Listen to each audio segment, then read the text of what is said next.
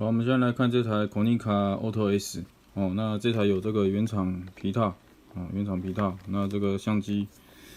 背带哦都还是这个完整的哦，然后它还有这个原厂的哦，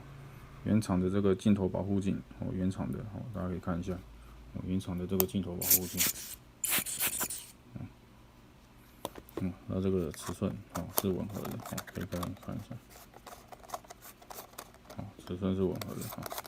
好，那给大家看一下镜头哈。哦，这台这个快门正常哦，镜头部分给大家看一下哈。那它这个这边这个盖子还在哦，这个盖子还在哦，有一些收过来已经不见了哦，这盖子还在哦，快门正常可动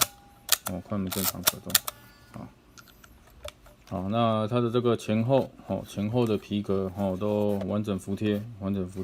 那看一下这个金属外壳的这个部分金属外壳的这个部分可以看一下这都正常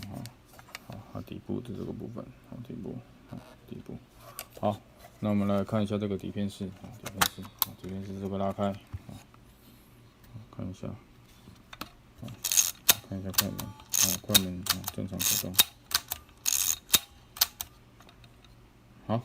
那以上就是这台 Konica Auto S 的这个视频，谢谢。